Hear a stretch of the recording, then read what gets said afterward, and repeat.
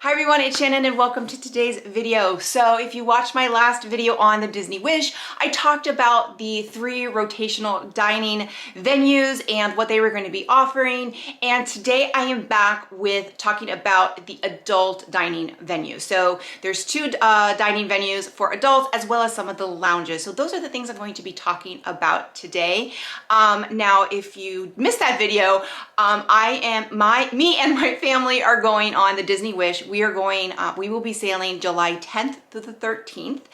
Yes, that is before the inaugural because we are going on a pre-inaugural. So we are going to be one of the first guests on the Disney Wish. So excited. We are going for 3 nights and we were lucky enough to be winners of the Year of Wishes. So if you want to be able to see these venues and see as much of the Disney Wish before most everybody else, definitely click and subscribe because I will be doing live streams and probably a few raffles, and all of that's going to be coming up in July. And I'm going to be trying to be posting as much as I can while I'm on the ship. And then if not, we are going back to Walt Disney World and I will be updating and getting these, as much vlogs as I can out to you as soon as possible. Okay, so as I mentioned, there are 2 adult dining venues on the Disney Wish, and the first is the same one that they have on the other 4 ships, which is Palo Steakhouse. Now, Palo Steakhouse is the dinner experience, will cost each guest $45, and it will feature premium steaks and fine Italian delicacies or off the a la carte menu, starting with a tasty appetizer such as artful prepared antipasta, soft potato gnocchi, or fritto di calamari. The menu will feature fresh pasta, seafood, along with a select of steaks and chops. Guests will also have an option to try a prefix menu, which includes an appetizer, salad, entree, and dessert. So it's either $45 or you do the a la carte. So the $45 is the prefix and then a la carte. So that makes a lot of sense. And it says for an additional fee, let's see, there's a wine pairing for an additional fee of $59 charged per person. And so it's $59 on top of the $45 prefix. And the Palo Steakhouse dinner dress code is as follows. Men, dress pants, slacks, and a collared shirt. And then women, dress pants or skirt, blouse is recommended. Jeans can also be worn if in good condition. Same thing for men. So we've never done the dining experiences at Palo because we like doing the rotational. I don't expect to do it again this time. I think we would love to do it if maybe we were on a longer cruise or we went more often, but we probably won't do it on this one. It does sound great, and they also, I believe, will have the Palo brunch that everybody talks about. I believe that's already been announced as well. So very excited. So if you are a fan of Palo, then you will probably be very excited to try this one out on the Disney Wish.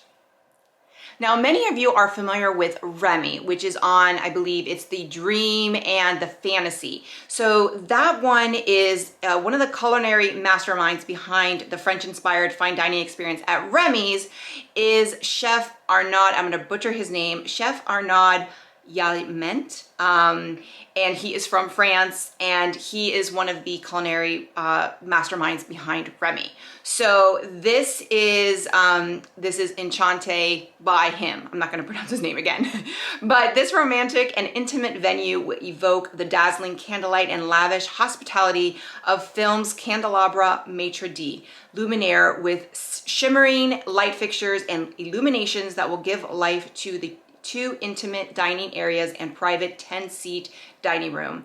With an elegant infusion of soft blues and metallic embellishments, the enchanting atmosphere will be completed by stunning ocean views. The menu will feature superior products and seasonal ingredients sourced from all around the world to create an exceptional ensemble of international dishes masterfully developed with the passion, philosophy, and expertise of this chef.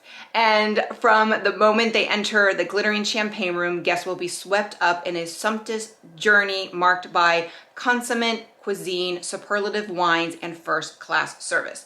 The brunch experience at Enchante will cost each guest $75. So there's going to be, so it looks like the brunch is going to be here at Enchante and not at Palo. So that's going to be different. So I kind of messed that one up. So it looks like it's going to be Enchante. And the brunch experience at Enchante will cost each guest $75. And it's a one-of-a-kind brunch experience, the most luxurious venue on the Disney Wish. Guests will be able to indulge in delectable French cuisine as you take in beautiful ocean views. And there is a dress code for the brunch as well. There's also a dessert experience at Enchante, and that's going to cost guests $60. And guests will experience a 5-course dessert menu, coffee, and an in-depth discussion with the executive chef and executive pastry chef of Enchante. And then there's also a dress code for that. And then the dinner experience will cost each guest $125. So that's the different prices. So there's a brunch at $75, there's a dessert experience for $60, and then there's the actual dinner for $125. So there is a dress code, and I mean, so I can pretty much say we're not going to be eating there. Definitely not the dessert because of being celiac. I'm pretty sure I won't be able to eat most of it. It sounds amazing. It sounds like I would just roll out of there and not have to eat, for a week. It sounds amazing. So I really would love to be able to try that when we go back. But again, for this ship, in this sailing, we probably won't be doing that. But very exciting. I love that they are doing they're still sticking with the Palo, the tradition, and something that they have on the other 4 ships, but then they're doing a new adult dining experience with Enchante.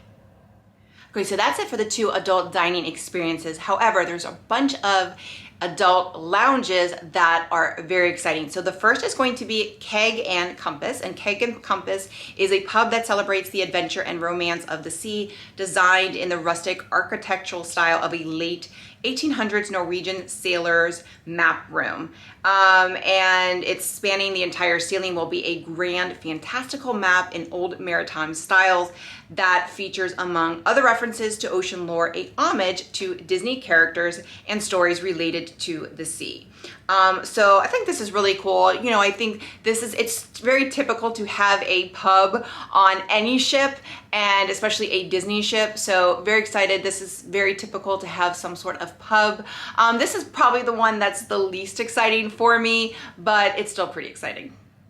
Now, next up is called Nightingales, and Nightingales is a refined piano bar inspired by Cinderella's lyrical rendition of Sing Sweet Nightingale in the 1950s film, offering an extensive menu of fine wines, bubblies, and handcrafted cocktails, classically modern with a soft metallic palette.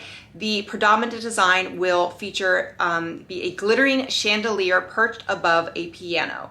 So this sounds like me. Like, this is the one that I will probably be most excited to see and taste. I love champagne, I love wine, so this is probably the one I'm most excited to see, and probably the one that my husband is probably least excited to see, but it just looks absolutely beautiful. I love that this is probably going to be the one that has a wide selection of wines and champagne or sparkling wine, so really excited to try Nightingales.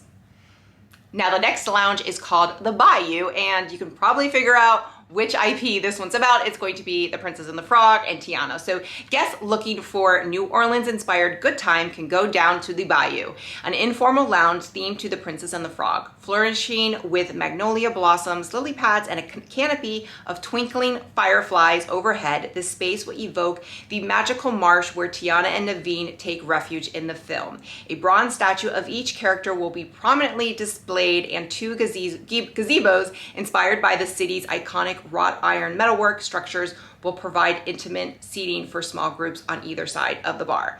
And it says it's centrally located, will offer creative cocktails, specialty coffees, love that, and signature beignets in a lively social atmosphere, complete with live entertainment and musical performances. So that's really exciting because I know a lot of people were waiting for Port Orleans to reopen because that was like one of the only places you could get a beignet on Disney property. So now you can get it on the Disney Wish at the Bayou. So really excited. It looks absolutely beautiful. I think the rendering, if it looks anything like the rendering, I think it's just going to be an amazing space.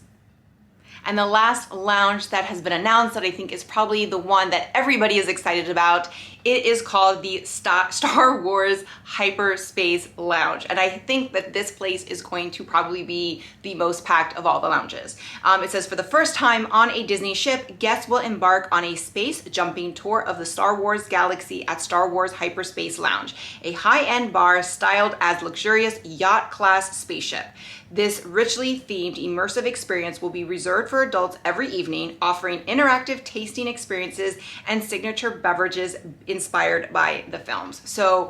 So excited. I hope that they do some tastings here. It's going to be really interesting to see what they also offer in this space, because I think it is such a unique space. And I love that, you know, you don't no longer have to go to a Star Wars day at sea, because we want to go to a Star Wars day at sea, but there are 7-night ships or 7-night sailings, and they're during school. So it's really hard for us to take that time off with our son. So now you get that Star Wars experience on a ship without having to go for a week-long sailing and not have to dedicate, you know, a whole sailing for that.